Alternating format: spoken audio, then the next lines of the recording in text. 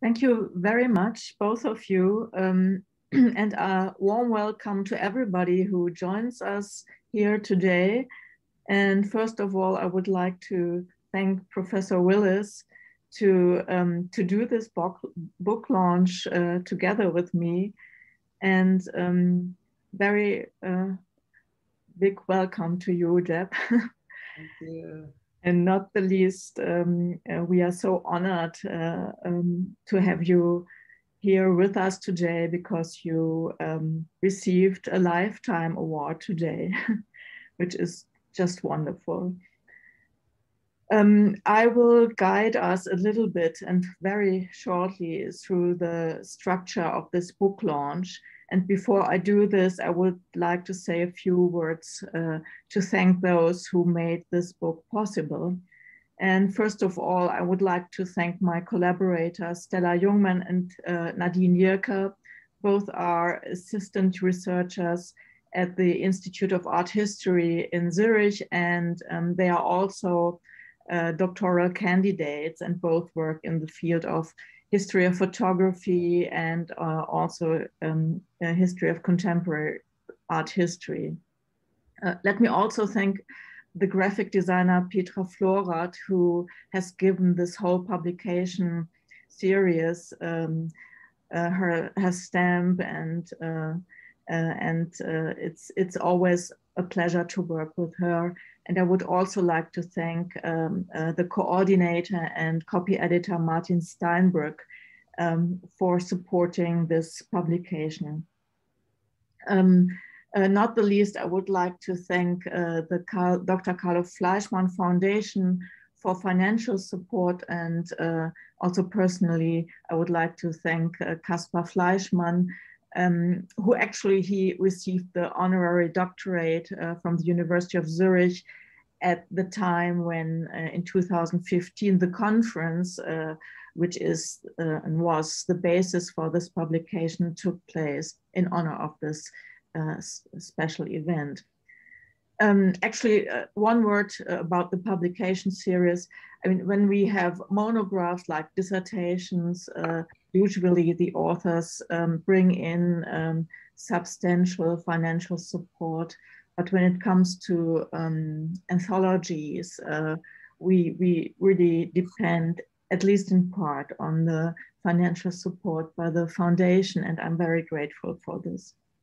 So before I give an overview of what is in the book, we thought that it would be better to dive directly into the topic of this book, The Colors of Photography, by concentrating and talking on the cover image of this book. And so Ms. Schwartz, please could you share the PowerPoint with us so that we can, and please show slide 2 so that we can immediately see the portrait, and maybe one slide further, please. So this is the cover, and here we have Omar Victor Diop's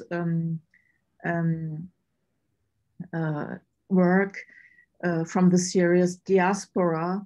And I would like to ask you, Deb, so how come that you discovered this specific artist, and what was so appealing in your view about this work of art, and maybe also other works that Diop is working on? Great, thank you, Bettina, and I'm really honored to be in this room with you. And also the opportunity to think about the colors of photography. When you invited me, I had just met the year before Omar and was fascinated with his work. I had organized a conference with my colleagues here at NYU and NYU Florence, and it was called Black Portraitures. I was interested in his work because he was looking at the history of the African diaspora, looking from the 19th century, 17th century to the present, but also how the archives informed his understanding of Black men in travel. And one of the the Americans that he used to create a likeness was of Frederick Douglass. And if we could, and look closely at his image, he has a whistle as a sports person in terms of the iconic sports of someone who's leading the coach or leading the next step. Can we go to the next slide? And using, can we move to the next slide, please? Using the image of Frederick Douglass, using the portrait, he created another image of himself. He found someone to create a wig. He found someone to create the suit and the tie, and to think about Frederick Douglass as a metaphor for alerting the public of the injustices of slavery. And Omar was able to use that, bringing the color photography to life in terms of humanizing this experience of the 19th century to the 21st century. The next slide, please. He's also used others in his work. And do you want to talk about this here? Yeah, maybe I can give some art historical input at this point, because it's also one of the aspects of this book that we talk about the social and political impact of color photographs and color in photography, but also, especially in this case, it is important to point out that the artist is very aware of the so-called historical portrait that as a type and genre developed in the 18th century. So he is very well informed about the visual tradition of depicting people of color. And I think his work is so rich in historical as well as contemporary associations. Maybe I could also quote him at this point, and I think he makes all these associations because he wants to, with his work, bring out a new narrative. And in one of his interviews, he says, and I quote, "I wouldn't say that Western history has failed us. The point is that there is a deficit. We as non-Western haven't had the same opportunity to tell our story from our perspective. And now is the time, now we have avenues to do so." And I think this is actually what he's doing in this portrait. And maybe you could have the next slide. You have, Deb, you have already pointed out that there is this sport moment in this portrait. And this whole complex, the fact that national sports stars are often people of color or African American, is at the one hand evidence of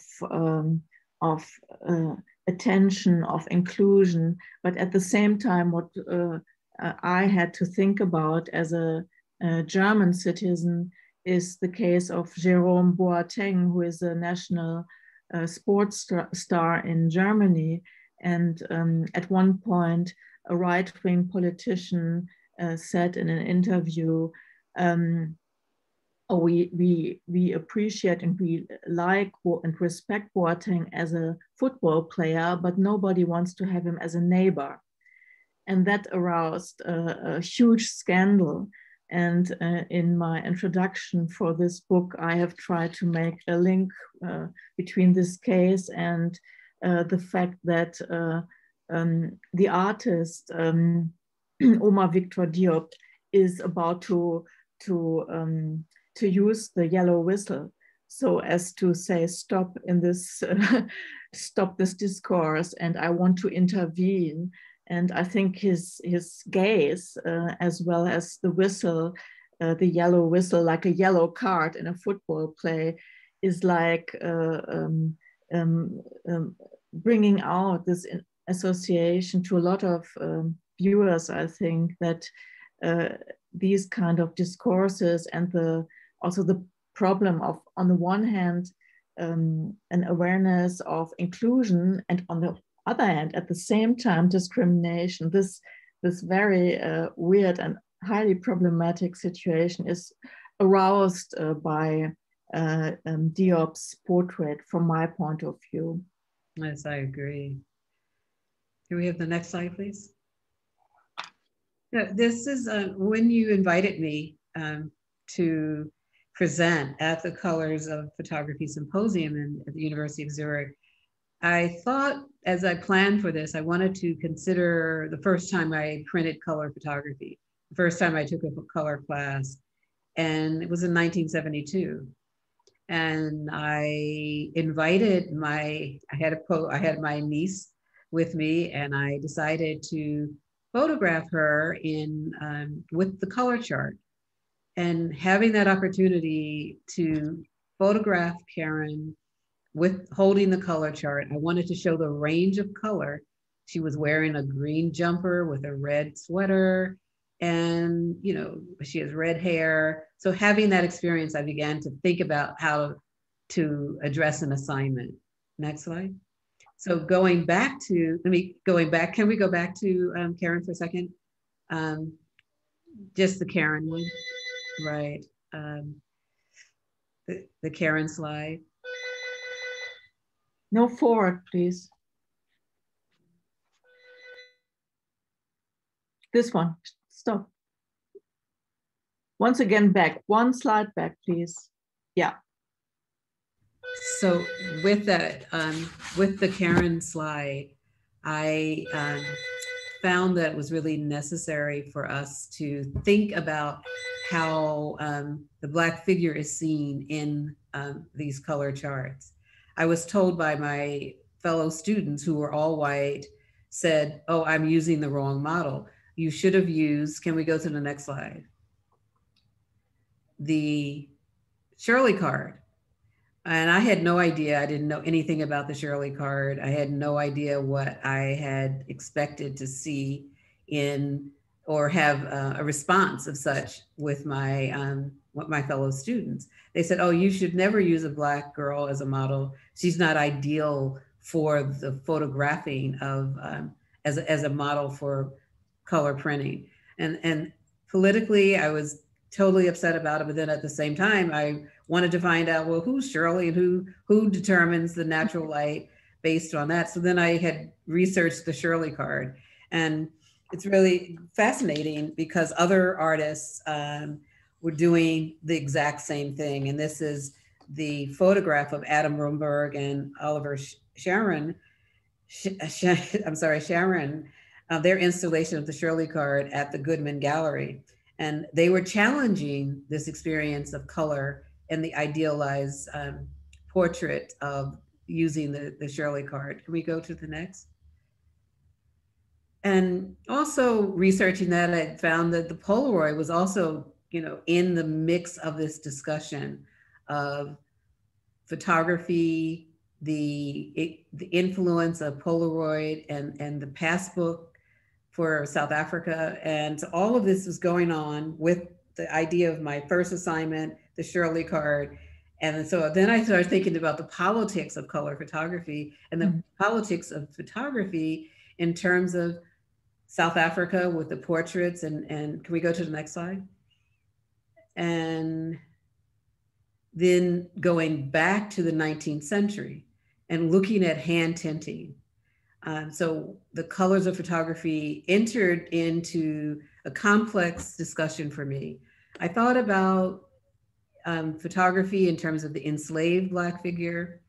And we see in this image here, this ambrotype, it's hand tinted, which creates a sense of humanism and realism for the image. But we see a Black figure holding two white babies.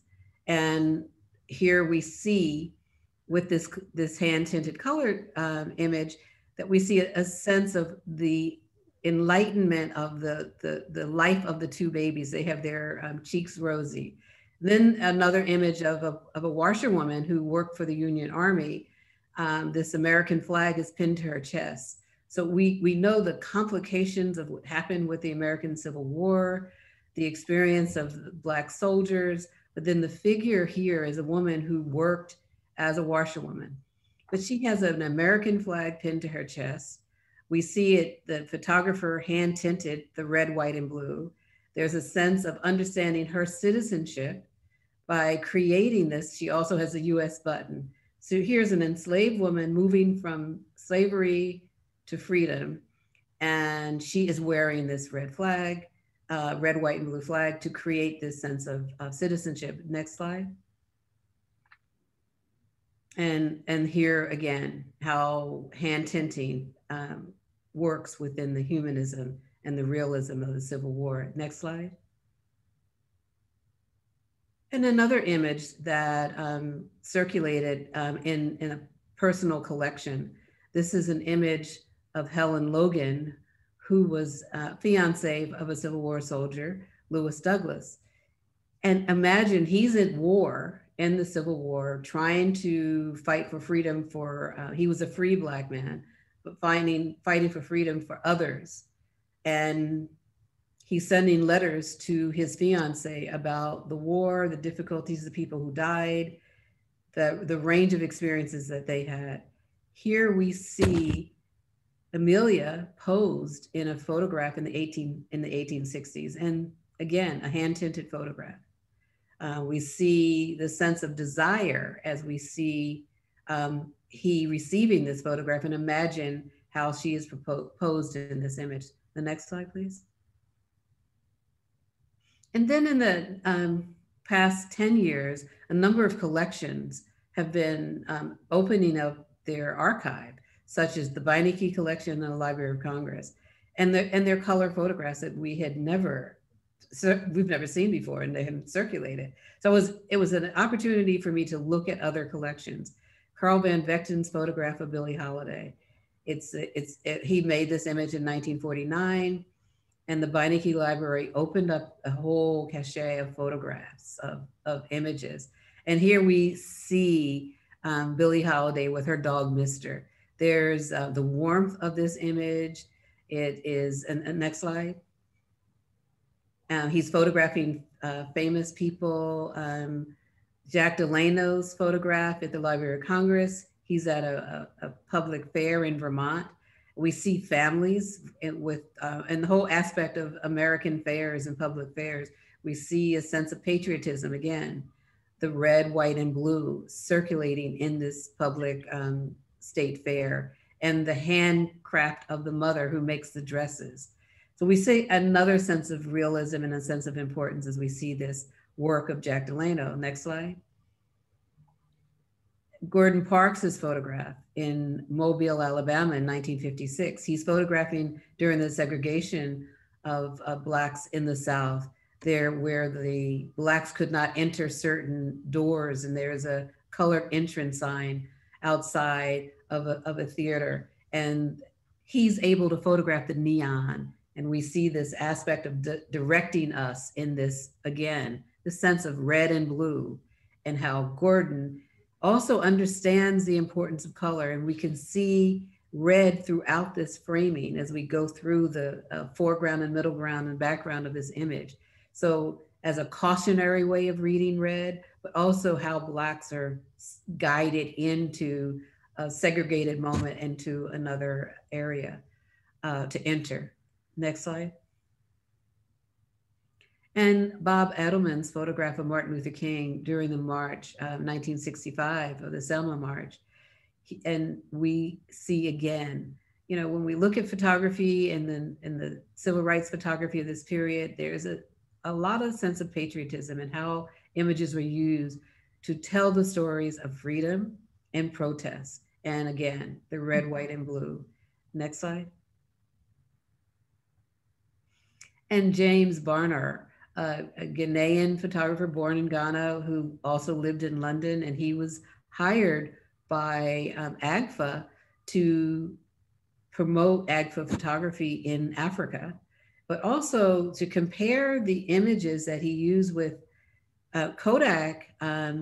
Really could not and had a hard time understanding Black skin. And the only reason that Kodak tested, countered the the aspect of losing money in terms of the economy of color images using Black skin, that the furniture company and the chocolate company decided that they were going to use other chemicals to promote their work for advertising, because Kodak did not give the range of color of not only Black skin, but products for companies.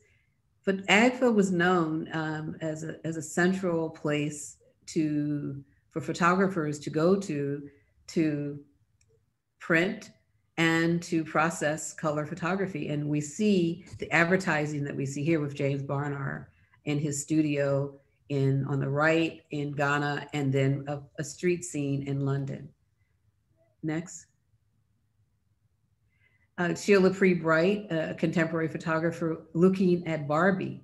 So when we think about color photography during this time period, it is and was political, and remained in terms of how to see the plastic bodies and the identifying bodies of Black people who have been missing from the discussion in a broader sense. And here she uses these images in terms of color images in her story of Barbie.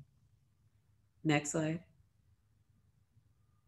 And Zalika Azim, a photographer who's looking at the archive of her grandmother, who's migrated from South Carolina to the North, photographing the scenes in South Carolina, the street roads, the images that she also used, the small images of her grandmother and other family members placed on the road as if they're traveling north to another lifestyle, and how color was central, leaving the greenery, the experience of life in South Carolina to move to a city, to an urban area.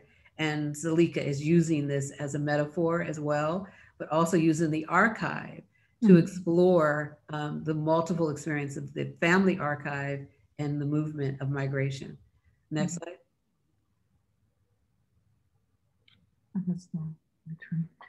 So maybe we can go back one slide, please. Thank you for elaborating on your essay. And actually it's such an interesting aspect that on the one hand, the archives opened up and also found their own material, were more aware of that, I think, after 2000 in particular. Maybe also because we had this change from analog to digital photography, and photographic archives looked more closely to what they had in terms of material objects and material photographs. And at the same time, we have more and more until today artists who work with this archival material and also address the topic of the politics of color in a wider sense, isn't it? Yes, and it's really important for the aspect of color photography, because of the digital, the analog and the digital, and the experience of preservation and the opportunity to experimentation is central.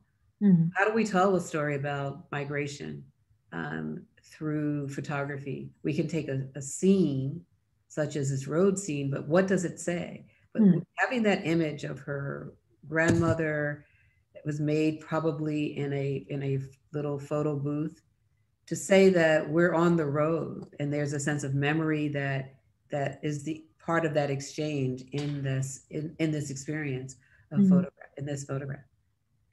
Maybe we could talk a little bit more about the resources of archives, because I know from your other books and research that you actually you did very important field work, so to say, and discovered a lot of anonymous photography in American archives. What was your initial what was the initial thing that brought you to really to dig into the archives and their materials?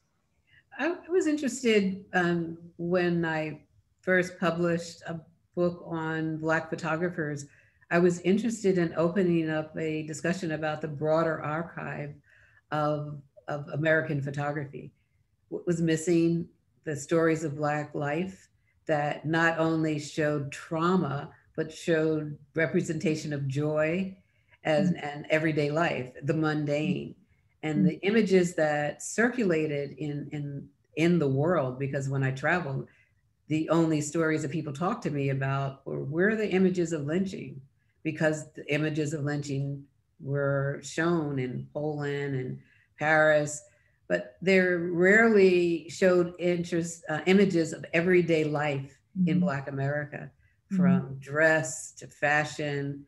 So I wanted to, with my first project, I wanted to show the range of experiences and images of Black photographers that lived and documented Black life.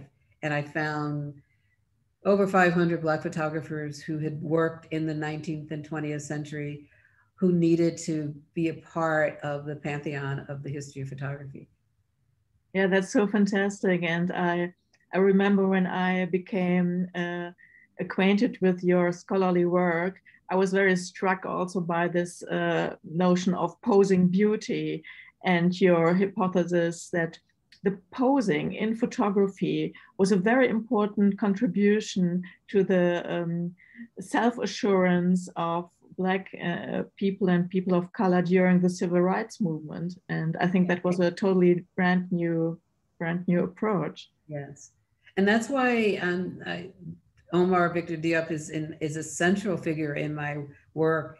He's also in the exhibition, traveling exhibition, Posing Beauty, because it's about not only Omar, but it also represents Frederick Douglass, who understood photography as biography, and to see it representing that it's not just posing the question of how do we see Black bodies, that we can see them in a range of poses. And so we can pose through dress and through the memory of the archive that dehumanize Black people. And this is why it was central to create work, not only through the colors of photography, but how photography was central with hand tinting and all of the moments that we've experienced through visual culture of Black people. Thank you. And maybe we could have the next slide. I think it's by now very clear that this book is about these politics of color. And at the same time, it's a book that is very carefully addresses the materials and also techniques of color in photography. And what we didn't want to do was writing a history of color photography. I think that's totally clear by now, which doesn't mean that we don't appreciate and honor the scholarly work that has been done in the past and in the present to write and to contribute to a history of color photography. Let me very briefly give you an insight into my own contribution as an example of what is also in addition in this book. So in my essay, I have focused on the black and white reproductions of Joseph Nicéphore Niepce's heliograph. And my idea was to show what black and white reproduction does historiographically and scholarly, and how it can bring the material object and the colorfulness of such objects into the background, and that research is sometimes triggered by black and white reproductions also in the wrong direction. I think that is also an aspect of, on the one hand, black and white photography, and on the other hand, the knowledge of and the discovery of how colorful early photography was at times. And the next slide, please. And the next, in the second part of my essay, I I confront Andreas Gursky and Sugi Mortu.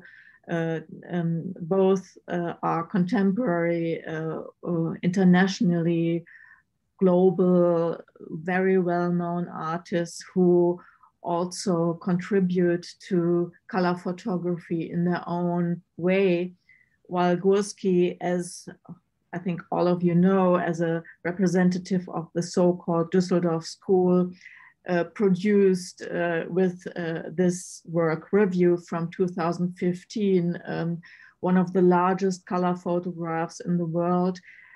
He also very often brings in a dialogue with other artists of the history of art, in this case, Barnett Newman. I don't want to elaborate on that in more detail. This is just to let you know, and those who join us today, to say that you will also find such analysis and context of contemporary art in this book. Next slide, please.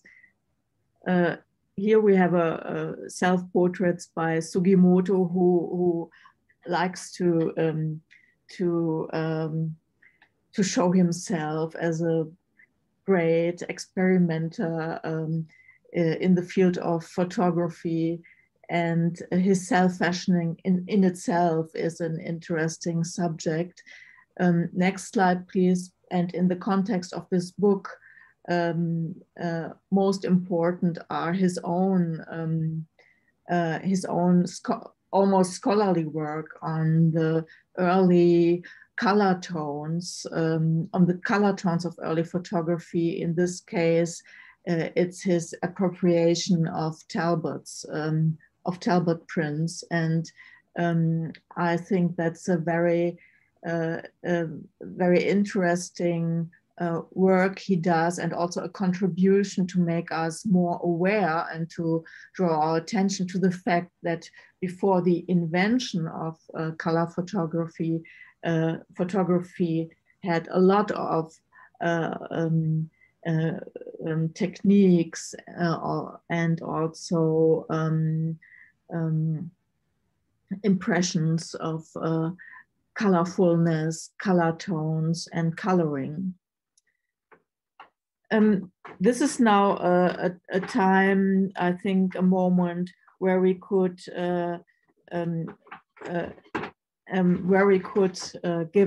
overview of what is in the book. Ms. Schwartz, could you please show the table of contents? Yes. Yeah, very briefly, as you can see, our other contributors are Tanya Sheehan and Blake Stimson, Kim Timby, and Kelley Wilder, with various themes and contributions to this book. And we have also two artistic inserts, one by the concept artist, Swiss concept artist, Hans Danuser, and the other by Raymond Meier. And Raymond Meier, I'm sorry, one moment, please. I'm back in.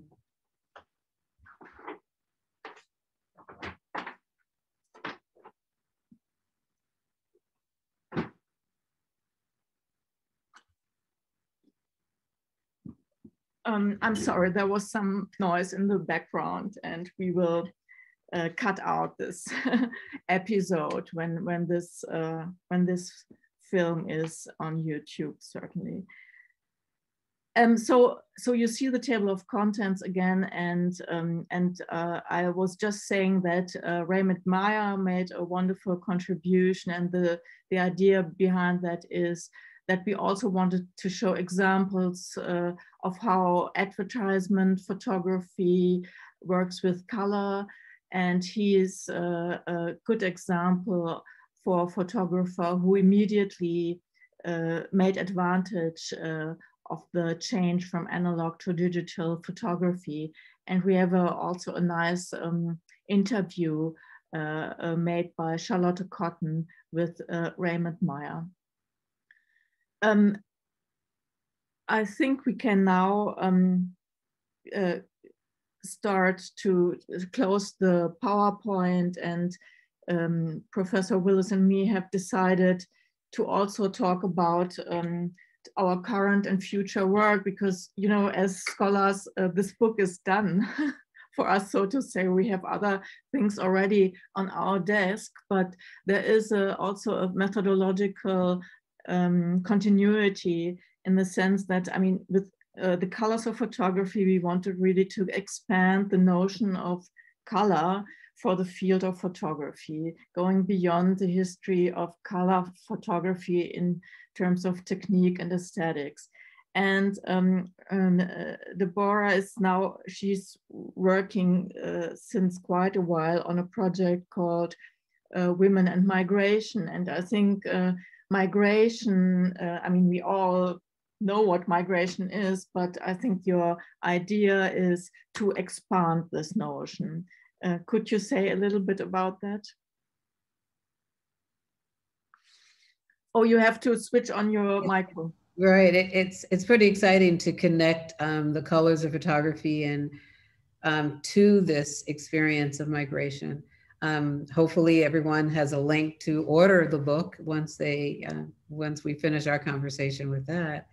But moving forward to creating a project about women and migrations with my colleagues at NYU and others, we were looking for how do we conceive of migration, and to think about themes that relate to crisis, memoir, art, interventions globally, and to look at resistance in the experience of migration.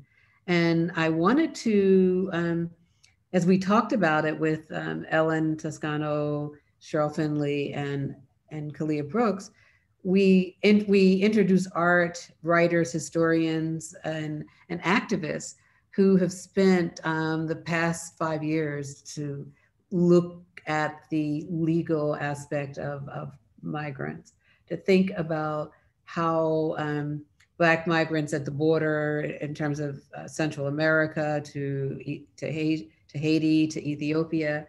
We also wanted to look at artists who traveled, and such as your contribution of photographers and others who are part of this project, are using this as a way of storytelling, as I mentioned earlier, how photography is central to storytelling, but also blending reality and fantasy as a way to create, you know, a dialectic about the experience of migration.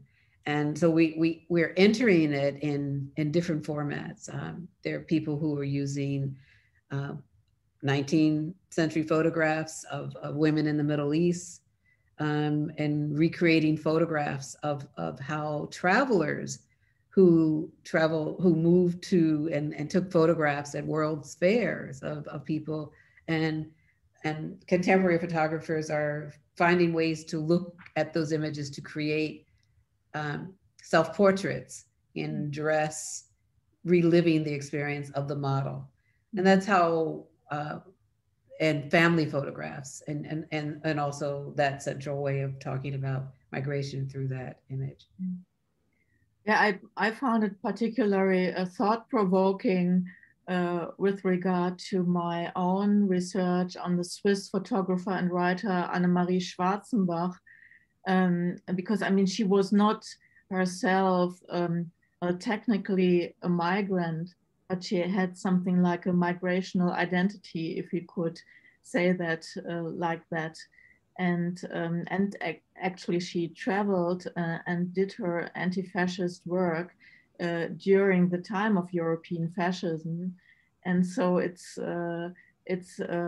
also a very good opportunity to concentrate on her political position and contribution, instead of, in this case, pointing out again and again her autobiographical fate and attraction as a as in her case, upper class woman who traveled the world. I think there is much more to say about the politics of her travels. And that's why I thought that migration as a key word and as a also maybe even as a metaphor can contribute a lot to look at the work and also the goals of certain artists and to discover something that we haven't thought about. All right. So, are there any other projects that will be of importance for you? Yeah, there's this one here. It's a book called Black Civil War Soldiers, Conflict and Citizenship, and it just came out this last month and through NYU Press. And so again, doing the research with the colors of photography, it connected because I found a number of images of Civil War soldiers that were hand tinted. And I thought that their stories were needed to be told in a sense that, again, storytelling from letters and diary entries, women who were teachers when Blacks were freed, and how important it was for people to travel south. Like here, Zalika Azim is in South Carolina, family leaving South Carolina in the 20th century. And in the 19th century, people were going down to South Carolina to help teach families who were recently freed. And this is part of this book that is central to storytelling and the aspect of photography. There are a number of hand tinted photographs in here that are just beautiful from collectors. And they're collectors who are looking at Black life and using these photographs to present another view and a much more representative view of Black life. We know the story of labor, we know the story of work, and all of the experiences that traumatized Black bodies. But this is an opportunity to look at it through the lens of family and trauma and the drama of the Civil War. And this is one of the projects we're working on. Fantastic. So maybe I could, to come to an end, draw attention to, well, I'm actually at the moment very much busy with preparing my weekly lectures for the next spring term. And these lectures will be about art and humanity, and I will concentrate a lot on the history of human rights. And while I prepare that, I see that how much research has been done in this field, also in the field of history research. And it seems to me that we have almost a paradigmatic change, namely that until the end of the 1990s, we were talking and researching a lot about art and politics and photography and politics. But I think since a while, the aspect of humanity and human rights plays possibly an additional and possibly also a more important aspect, certainly also on the background of the migrational crisis. That's fantastic. You are teaching graduate and undergraduate students? Yes, in that case, yes. And a master course on humanistic photography, so that these two forms of teaching are linked with each other. And the book I know is just recently published, The Colors of Photography. I'm curious about how the circulation is going in worldwide. Is the responses in terms of that experience, because I remember the conference was enlightening. Yeah, thank you so much. And it was really fun to do this conference. Maybe Katja Richter, are you still there? You could talk a little bit about the circulation of this book. What I know is, I mean, the Goethe, the publishing house, has a dependance in Boston and Beijing, but I'm not, and they kind of automatically send the book to libraries worldwide. That's for sure. But see, one of our attendees, Dr. Hannock, purchased the book in Germany. That's great. Okay. So, Ms. Schwartz, could you say something about that? The distribution? We distribute them all over the world, and it will be available in the US, I think so, yes, till now, and also at the CAA book list, and yeah. Is it also available online? Is there a... Yeah, it's also an ebook available online, and yeah, and it really exists. Okay. I mean, it's not open access. It's an ebook that can be purchased, right? Mm-hmm. And it's on Amazon. It's available on Amazon. I've checked that. Yes. Great. Mm-hmm. In terms of responses, how have they been in terms of people looking through these different ways of looking, not only of the practical way of making color photography photographs, but also thinking about the politics of color photography? Actually, I have a wonderful response from Wolfgang Kemp, one of the pioneers for photo history and photo theory research in Germany and worldwide. And he, I mean, I'm quoting him, he finds this book groundbreaking. I don't know whether that was very to flatter in purpose, but on purpose. But it's wonderful to get these responses, and it gives me to name him and to mention him, gives me the opportunity to also thank the International Advisory Board very much. I mean, they did a lot to give critical response while we were producing this book.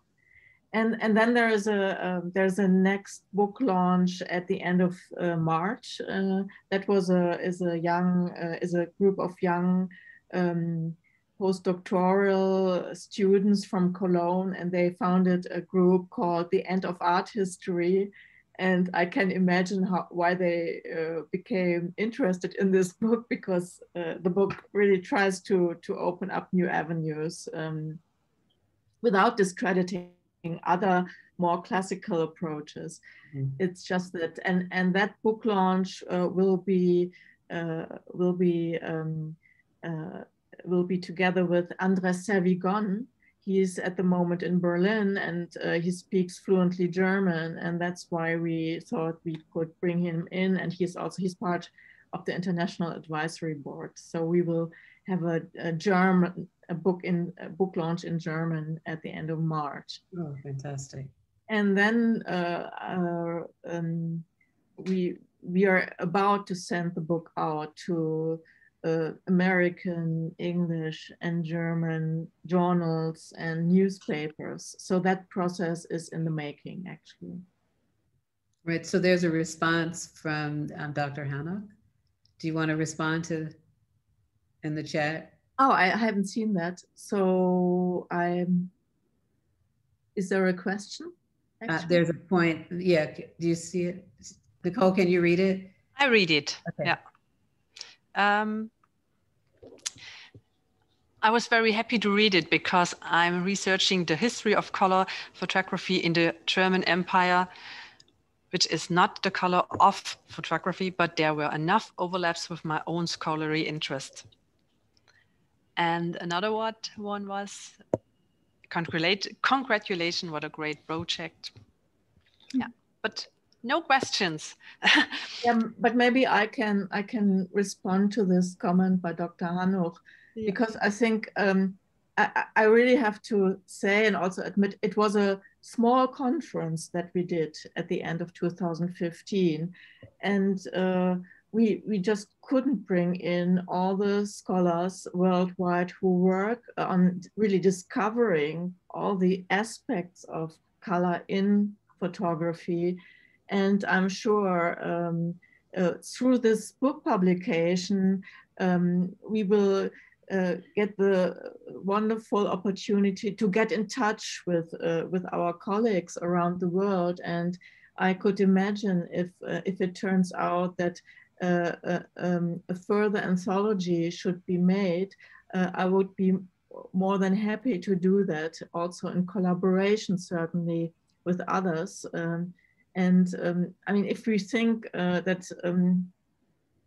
how much research on the history of photography is also done in other countries and on other continents, like in Asia, for instance, or the Near and Middle East. I have some doctoral candidates from there. I think we are just in the beginning, and I'm happy for this positive feedback. But because I was also a little bit nervous that we might have excluded someone, but that was certainly not our purpose, and it's a small contribution to open up perspectives. Are there any questions or further comments? I see the chat now. Mm-hmm.